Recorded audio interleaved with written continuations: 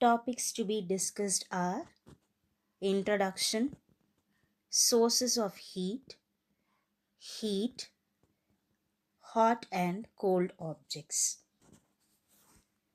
Introduction. We are all familiar with heat. We feel it on our body when the sun shines. We use heat for cooking our food. We reduce the heat by adding ice cubes while preparing fruit juice. So, everyone knows what heat is. We are very familiar with heat. When we go out during a summer, we feel very hot. We feel the heat on our body. Even we use heat for cooking our food daily. We reduce the heat by adding ice cubes while preparing the fruit juice. We have four different sources of heat: sun, combustion, burning, friction, and electricity.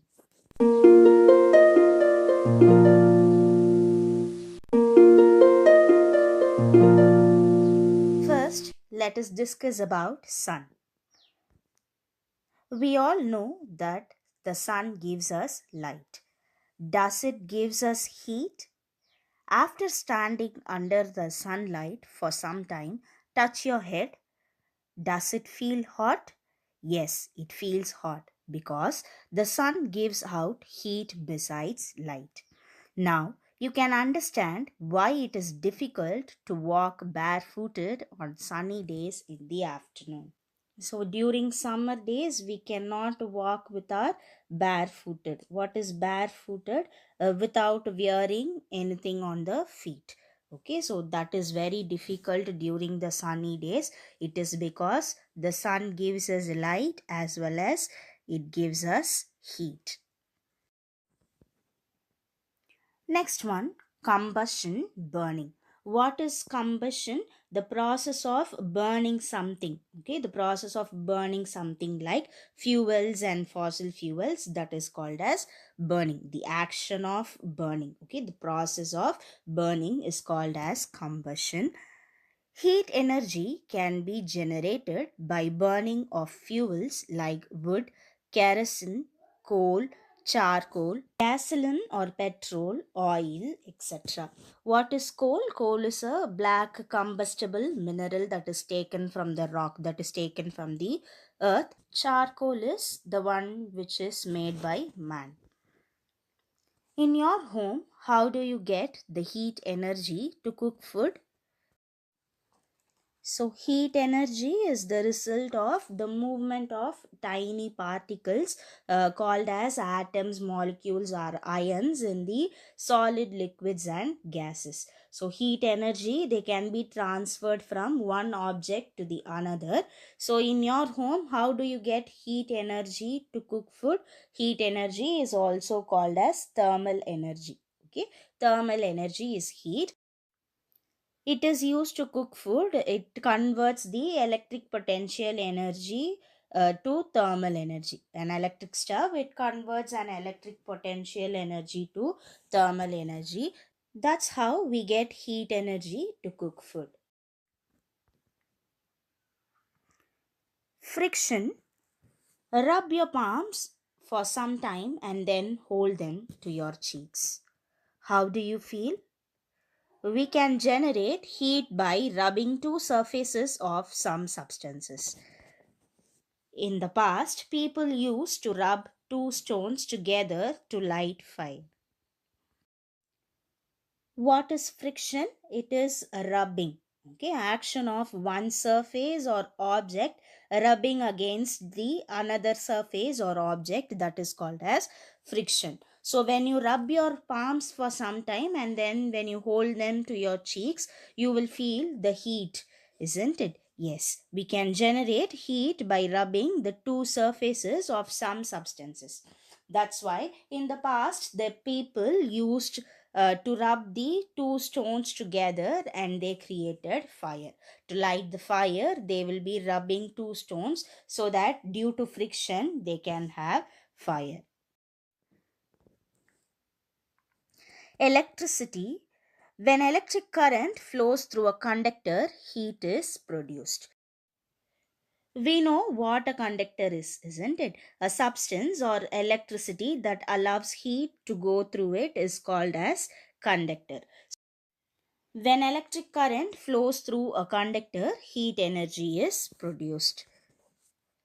The water heater, iron box, electric kettle, etc. work on this principle. So, not only water heater, iron box, or electric kettle, we use many other appliances which work on this principle. Heat, already we discussed about heat. Heat energy, it is the result of the movement of tiny particles called atoms, molecules, ions in solids, liquids, and gases. They can be transferred from one object to other object. We can discuss more elaborately on heat. Molecules in objects are constantly vibrating or moving inside objects. We cannot see that movement with our naked eye. When we heat the object, this vibration and movement of molecules increases and temperature of the object also increases. So we very well know that the heat energy is the result of movement of tiny particles, but we cannot see them with our naked eye. So we heat the object and this vibration and movement of molecules increases and the temperature of the object also gets increased. Thus, heat is an energy that raises the temperature of a thing by causing the molecules in that thing to move faster. So, you can see here in the picture we have cold water and hot water. In cold water, the molecules they are moving slowly and the movement in the water is very normal. And when we give heat to the molecules or when we supply heat to the water, what happens? The heat energy it raises the temperature so that the molecules will move faster, they will vibrate faster. From this it is clear that heat energy raises the temperature of a thing by causing the molecules in that thing to move faster. Hope you are understanding better. Can you think of what are the sources of heat that we discussed? The sources of heat are sun, combustion or burning, friction, and finally electricity. So, heat is not a matter. We know what a matter is. Matter is something that occupies space and that has mass. So, heat is not a matter. It doesn't occupy space. It has no weight. So, like light, sound, and electricity, heat is a form of energy. In short, heat is the total kinetic energy of constituent particles of objects. So, what is kinetic energy? It is possessed due to motion. Hence, heat is defined as the total kinetic energy of constituent particles of objects. The SI unit of heat is joule. So, what is the unit of heat? Joule. So, heat is not a matter, it is a form of energy. We can use one more term. The unit calorie also used for heat. The unit calorie is also used.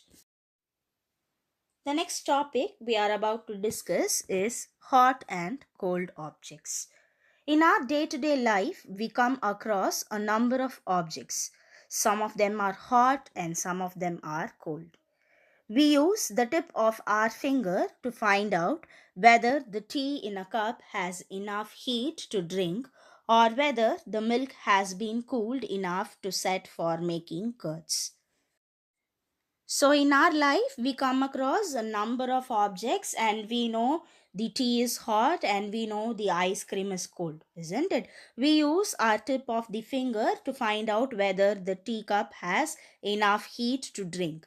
And also, we will be doing this for the milk to check out whether it has been cooled to make curds.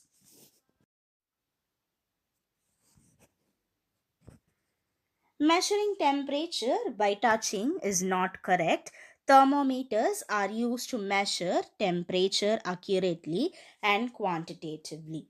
Already we have discussed about thermometers in the measurement. You very well know that for measuring temperature we need thermometers. So if we have thermometers we can measure the temperature accurately and quantitatively.